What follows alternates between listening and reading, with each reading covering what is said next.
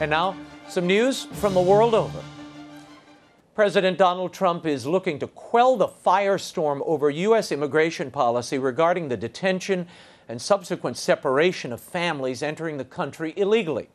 On Wednesday, the president signed an executive order ending a process where children are temporarily separated from their families and cared for by the Department of Health and Human Services, while the adult members of the family are processed by immigration officials. Trump commented on the decision from the Oval Office. I didn't like the sight or the feeling of families being separated.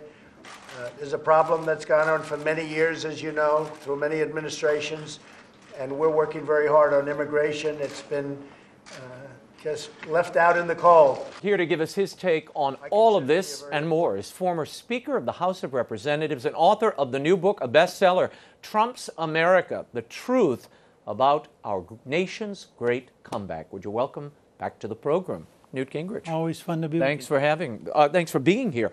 Tell me, I want to start with something the president said the other day as he signed this executive order. As you know, it was signed after a public outcry, a media expose on the separation of children at the border with heart-wrenching images, and the president said this. So we're keeping families together, and this will solve that problem. At the same time, we are keeping a very powerful border, and it continues to be a zero tolerance. We have zero tolerance for people that enter our country illegally.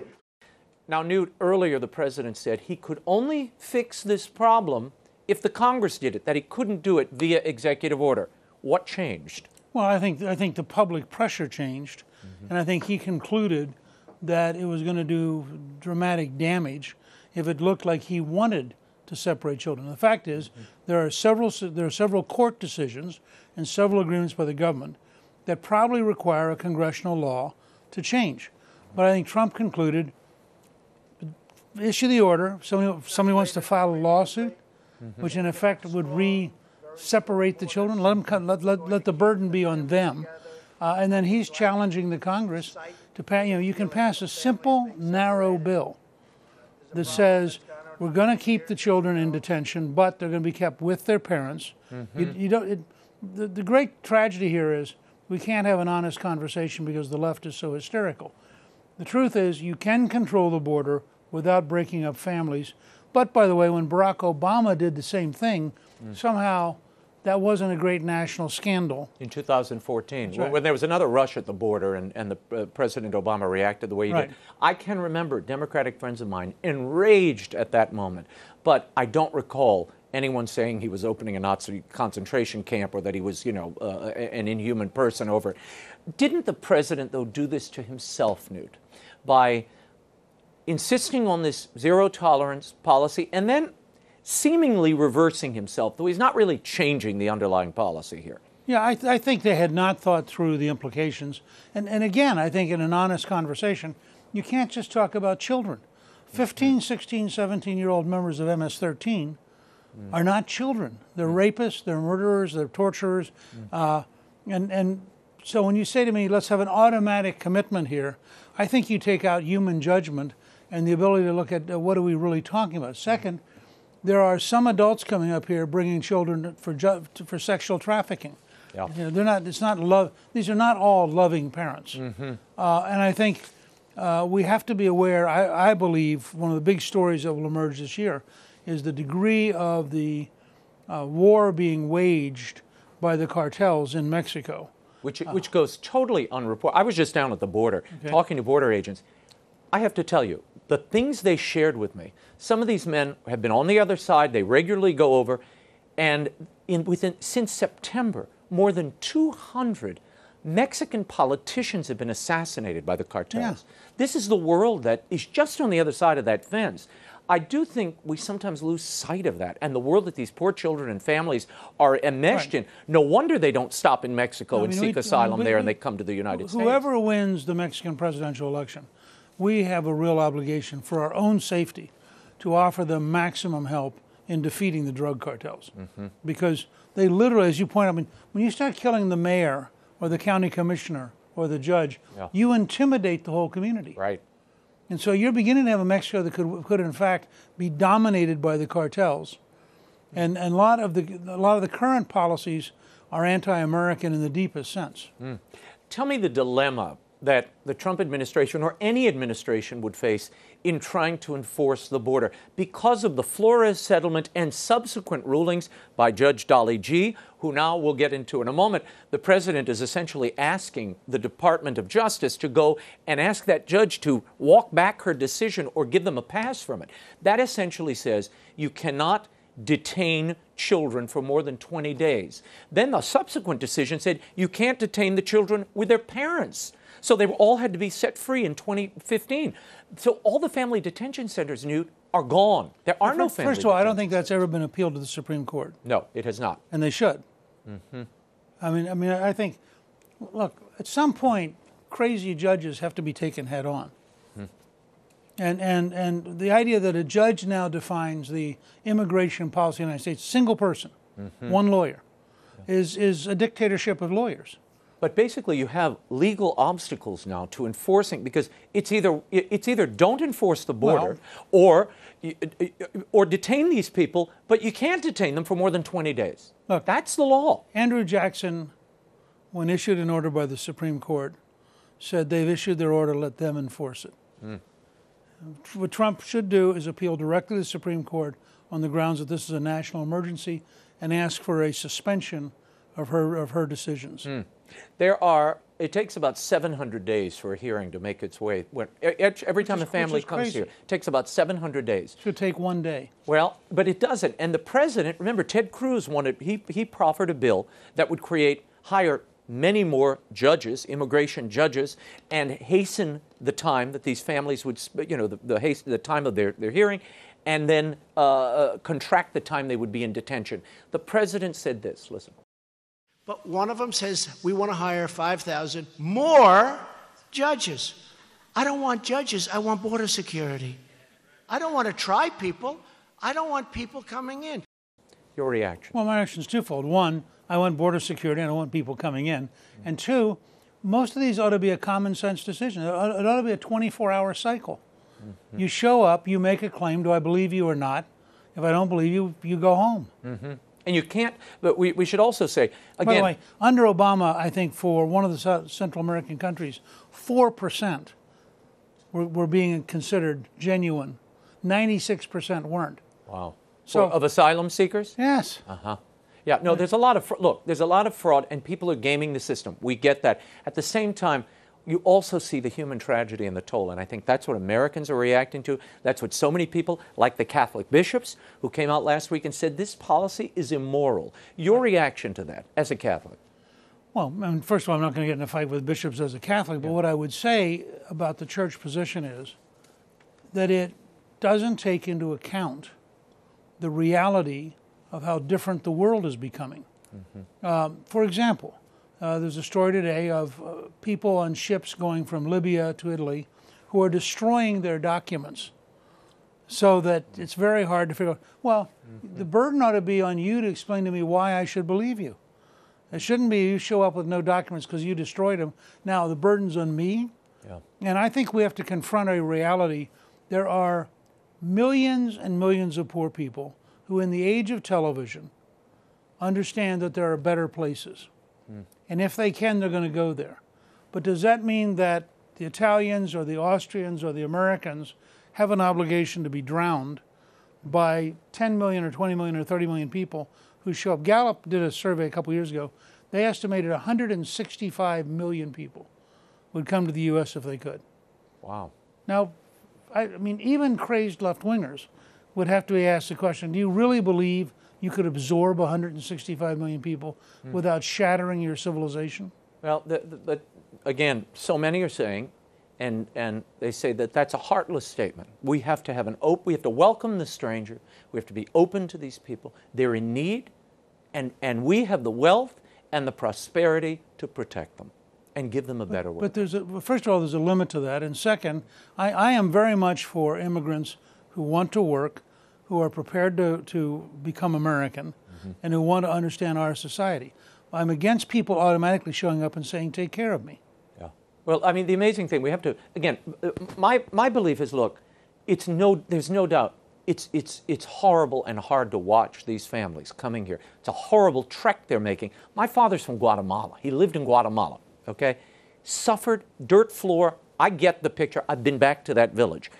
You see the way of life? Everybody would want to come to America, and many do. Right. Because they don't, they're in poverty, they're in dirt. I get it. And the governments are corrupt and taking all the aid from them. However, you look at that and you realize since 2016, 110,000 unaccompanied minors were released into the United States. 200,000 family units were just released into the United States. Isn't that the alternative that we're really talking first about? You have to ask yourself the question, what happened to the parents that 110,000 minors showed up unaccompanied? Mm-hmm. I mean, what does that tell? I mean, don't we have some right to say to other people, you have a responsibility too? Mm-hmm. And this is an enormous problem worldwide. It's an even bigger problem in Africa, where the population increase is enormous. In Nigeria alone, by the end of the century, may have more people than all of Western Europe. In your new book, Trump's America, there's a section on immigration. I read it the other day, and you have a quote from Arthur Schlesinger, and he says, "America is not a nation of individuals, but a nation of groups."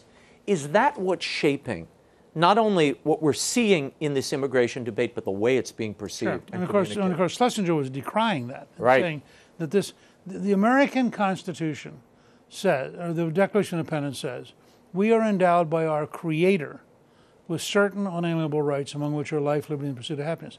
It doesn't say each of our groups is endowed. I think this whole effort to divide America up into groups, and here I'm with Theodore Roosevelt and Woodrow Wilson. Mm-hmm. Roosevelt gave a speech once and said he's against hyphenated Americans. Right. If you want to come to America to be an American, he's for you. But if you insist on being hyphenated and dividing yourself from other Americans, it is destructive of the very idea of America. Mm. I want to shift on to, before I leave this topic, can Congress pass a bill? Doesn't look like any of the alternatives that they are floating now are going to get I don't think you can pass comprehensive reform. I think you have to break it up and find a majority, one bill at a time, and pass 6 or 8 or 9 bills. But I don't think you can pass a comprehensive. I've said this since 2007 when Bush first tried to. Every time you put it all in one package, different pieces offend different people. And so everyone has a good reason to vote no. Let's move on to this new Gallup poll. The president has a 45% approval rating among Americans. That's the highest number he's achieved really since January. Why do you think he's flying that high? Do you think this will have a negative impact on him, this entire debate about separating children? Well, of course, I think the fact that he signed the executive order sort of cut the legs out from under what the left wanted to do to him. Because now the burden is on Schumer to explain why he doesn't want to pass a bill to solve the problem. And to keep families together, because you got to get around the court rulings and get around the which you could with the law. I mean, they could pass a new law and eliminate all of that. And Schumer prefers, he would rather hurt Trump than help children. It's an easy way to think of Chuck Schumer. I think there are 2 big things going on. I think one is the economy, where objectively you have the lowest black unemployment in American history. You have, for the first time I can remember, more people looking. I mean, there are more jobs than there are people looking for work. You have the highest small business confidence in history. We just got a report 2 days ago. You have the highest manufacturing so I think people are looking around saying, oh, this is working. Yeah. And I think that's a huge part of it. And the other is that the North Korean meeting in Singapore, people look at the choice between nuclear war and at least they're talking. And I think Trump, for the average American, gets a lot of credit for having created an environment where Kim Jong-un came to Singapore and had a serious meeting. Of course, today they've released the remains of 200 Americans who were missing in the Korean War. So there are little things, confidence-building things going on. And I think people look at that and go, you know, this guy's a lot smarter than all these news media. And then his proposal for a Space Force, you may have seen I was going to work to that, yes. The crowd chanting, Space Force, Space Force. Yeah. I mean, he has a real instinct for what will arouse the American people. Now, this has been pet project of yours Yeah, for a long time. I mean, when you were running for president, I'm very you excited. talked about this. How do you see this? His focus on something, a real new frontier. I mean, talk about innovation, which I know is at the heart of so much of what you do. Well, President Trump and Vice President Pence are the most pro-space people we've ever had. Remember that John F. Kennedy wanted to go to the moon to win a competition with the Soviet Union on Earth. Mm-hmm. Trump actually wants to move from a handful of astronauts exploring to Americans becoming pioneers and colonists and moving into space. And so Trump's really talking about a very profound change. The Space Force would be like the U.S. cavalry in the West.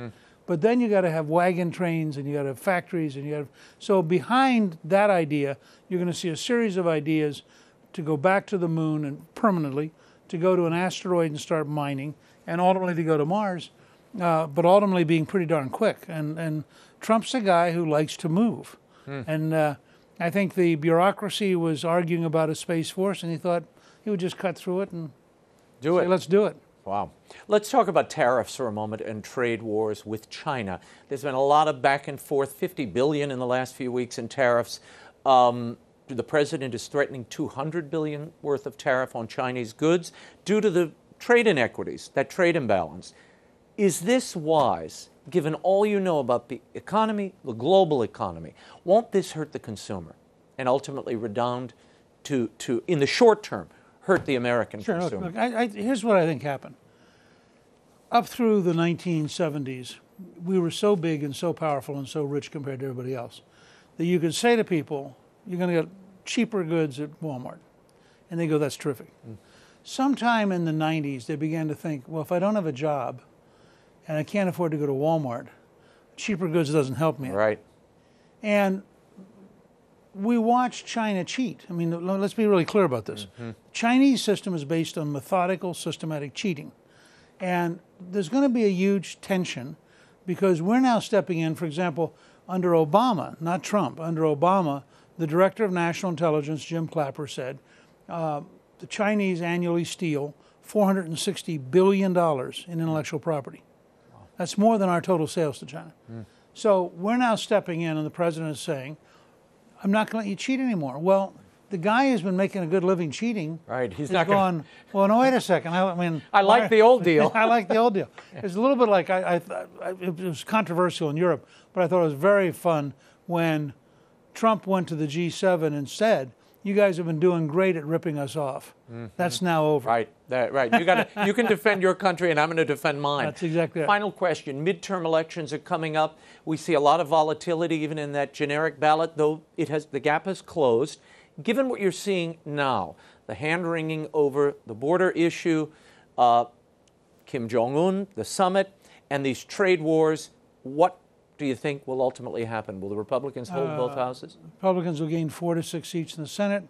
They'll lose some seats in the House, but I think in the end they'll keep control at about 225, 226. Wow, that would be a historical a huge seat event, change. but I just see it happening. I'm looking district by district, and I'm looking at the impact of Trump. I mean, Trump was in Duluth talking to 9,000 people in Minnesota in a district that's open that we're going to probably win.